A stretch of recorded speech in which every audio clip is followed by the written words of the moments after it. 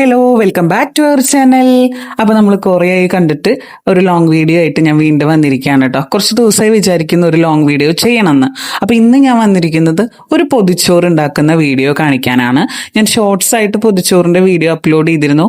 അത് എല്ലാവർക്കും ഇഷ്ടപ്പെട്ടു എന്ന് അറിഞ്ഞതിൽ വളരെയധികം സന്തോഷം. അപ്പോൾ ഞാൻ ലോങ് വീഡിയോയിൽ ഒരു പൊതിച്ചോറ് ഉണ്ടാക്കുന്നത് ചെയ്യാമെന്ന് വിചാരിച്ചു. മറ്റ് കണ്ടന്റ് ഒന്നും കാണണ്ടേ. അപ്പോൾ നമ്മൾ പൊതിച്ചോറ് ഇടാനായിട്ട് ഞാൻ ആദ്യം അരി കഴുകി അടുപ്പത്ത് വെക്കാനുള്ള പരിപാടിയിലാണ്. പൊതിച്ചോറ് ഉണ്ടാക്കുക എന്ന് പറയുന്നത് വളരെ സിമ്പിൾ ആയിട്ടുള്ള ഒരു പരിപാടിയാണെങ്കിലും എല്ലാവർക്കും അധികം അത് ചെയ്യാൻ പറ്റാറില്ല. ചിലർക്ക് സാധനങ്ങളുടെ ലഭ്യത കുറവ് കൊണ്ടും, ചിലർക്ക് വാഴയില എല്ലാവർക്കും ലഭ്യമാകണമെന്നില്ല. ഞങ്ങൾക്ക് ഇവിടെ വാഴയില സുലഭമാണ്, നല്ല രീതിയിൽ വാഴയിലുണ്ട്. അപ്പോൾ ഞാൻ എന്തുകൊണ്ട് പൊതിച്ചോറ് ഉണ്ടാക്കി ആ ഒരു മൊമെന്റ് ആസ്വദിച്ചുകൂടാ എന്നുള്ളൊരു ആലോചനയിൽ ഇരിക്കുമ്പോഴാണ് എന്നാ പിന്നെ ഇന്ന് ഉണ്ടാക്കാമെന്ന് ഞാൻ തീരുമാനിച്ചത്.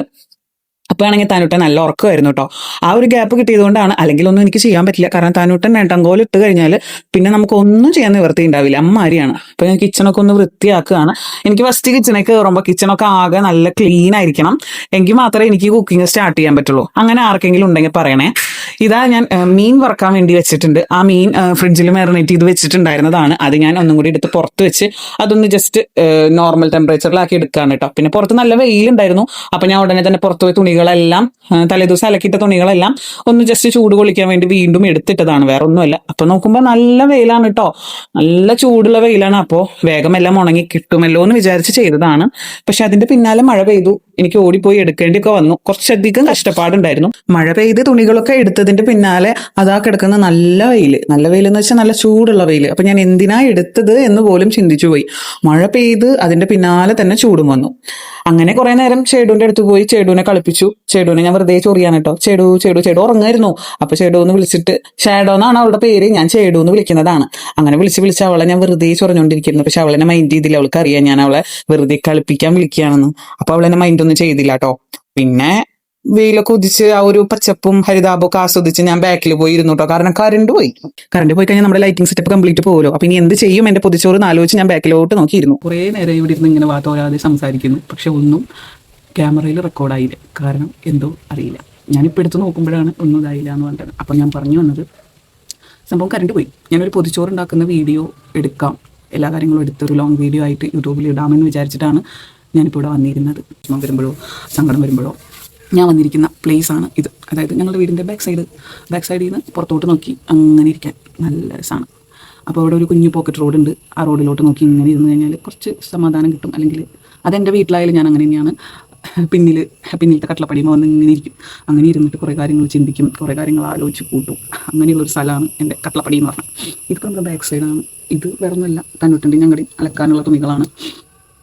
അപ്പോൾ നമ്മളിങ്ങനെ ആലോചിച്ച് ഇങ്ങനെ ഇരിക്കും. അപ്പോൾ ഓരോ ഐഡിയകൾ കിട്ടും, കണ്ടന്റുകൾ കിട്ടും. അതെല്ലാം ഞാൻ ചിലപ്പോൾ നോട്ട് ചെയ്യും, ചിലപ്പോൾ നോട്ട് ചെയ്യില്ല. എന്നിട്ട് ഞാനങ്ങ് ചെയ്യുക.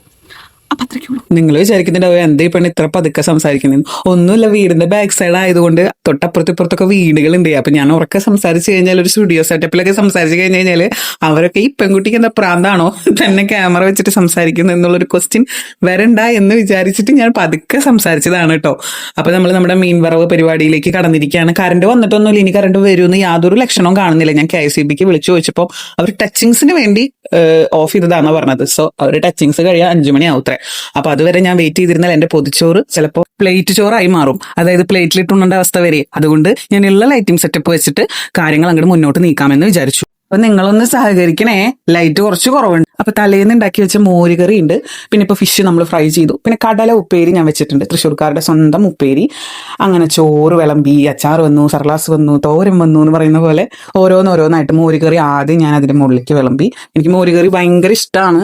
കനൂട്ടനും ഇപ്പൊ മോരുകറി ഭയങ്കര ഇഷ്ടമാണ്. പിന്നെ കടലുപ്പേരി വെച്ചു. കടലുപ്പേരി നല്ല ഉള്ളിയൊക്കെ കാച്ചി വെച്ചിട്ടുള്ള ഉപ്പേരിയാണ്. പിന്നെ മീൻ വറവ് വെച്ചൊരു സൈഡിലേക്ക്. ഇതെല്ലാം കൂട്ടി ഒരു പിടിക്കുമ്പോണ്ടല്ലോ എന്താ ടേസ്റ്റ് എന്നറിയാം. പിന്നെ ഞാനിപ്പോ ഇട്ടത് പലിഞ്ഞീനാണ്. ആ ഇലയുടെ പലിഞ്ഞീൻ ഉണ്ടായിരുന്നു, അതുകൊണ്ടാണ് അതും കൂടി വെച്ചു. മുട്ട ഒരു അപ്പം ഉണ്ടാക്കിയത് വെച്ചു. പിന്നെ ഞാനൊരു കൊണ്ടാട്ടമുളകും വെച്ചിട്ടുണ്ടായിരുന്നു കേട്ടോ, അത് ഞാൻ കാണിച്ചില്ല. പിന്നെ ഇല അങ്ങ് പൊതിഞ്ഞ് ഈ ഇല അങ്ങ് മാറ്റി വെച്ചു കേട്ടോ. ഇനി ആ കഴിക്കാൻ നേരത്ത് ഈ ഇല എടുത്തിട്ട് തുറന്ന് കഴിഞ്ഞാലുള്ള ഒരു സ്മെല്ലുണ്ടല്ലോ, എൻ്റെ സാറ് വെച്ചിട്ടുള്ളതൊന്നും നമുക്ക് കാണാൻ പറ്റൂല. ഫുഡ് ആസ്വദിച്ച് അതിൻ്റെതായ രീതിയിൽ കഴിക്കുന്ന ആളുകൾക്ക് അത് എന്താ പറയുക റിലേറ്റ് ചെയ്യാൻ പറ്റും. ഫുഡിനെ നമ്മൾ അതിൻ്റെതായ വെറുതെ വിശപ്പ് മാറ്റാനുള്ള ഒരു സാധനമായി കാണാതെ ആസ്വദിച്ച് കഴിക്കാൻ പറ്റുന്നവർക്ക് ഇത്ര മനോഹരമായിട്ടും ടെൻഷൻ റിലീഫ് തരുന്ന മറ്റൊരു വസ്തുത ഉണ്ടാവില്ല. എനിക്കൊക്കെ ടെൻഷൻ വന്നാലോ അല്ലെങ്കിൽ എന്തെങ്കിലും തരത്തിലുള്ള പ്രഷറുകൾ വന്നാലോ ഞാൻ നേരെ പോയി ഇഷ്ടമുള്ള എന്തെങ്കിലും ഒരു ചെറിയ ഒരു ഫുഡ് ഐസ്ക്രീം ആണെങ്കിൽ പോലും ഞാൻ പോയി പുറത്ത് പോയിട്ട് കഴിച്ചാൽ എനിക്ക് ഭയങ്കര റിലീഫാണ്. നമ്മുടെ ആ പ്രഷറിനും ടെൻഷനൊക്കെ നല്ലൊരു ആശ്വാസം കിട്ടും. നിങ്ങൾ ഒന്ന് ട്രൈ ചെയ്ത് നോക്കൂട്ടോ. ഫുഡികൾ മാത്രമേ അത് ട്രൈ ചെയ്തിട്ട് കാര്യമുള്ളൂ, അല്ലാത്തവരത് ട്രൈ ചെയ്തിട്ട് കാര്യമില്ല. കാരണം ഫുഡ് ലവേഴ്സിനായിരിക്കും അത് കൂടുതൽ റിലേറ്റ് ചെയ്യാൻ പറ്റും. നിങ്ങൾ ആരെങ്കിലും അങ്ങനെ ഉണ്ടെങ്കിൽ കമന്റ് ചെയ്യാൻ മറക്കല്ലേ. അപ്പൊ ഇതൊക്കെയാണ് നമ്മുടെ ഇന്നത്തെ പൊതിച്ചോറ് വിശേഷങ്ങൾ.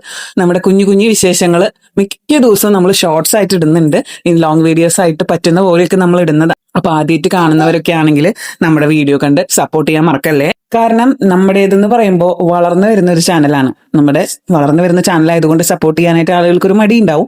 അപ്പോൾ നിങ്ങൾക്ക് ഇഷ്ടമുള്ള കണ്ടന്റുകളാണ് ഞാൻ ഷെയർ ചെയ്യുന്നതെങ്കിൽ തീർച്ചയായിട്ടും സപ്പോർട്ട് ചെയ്യാൻ മറക്കരുത് കേട്ടോ.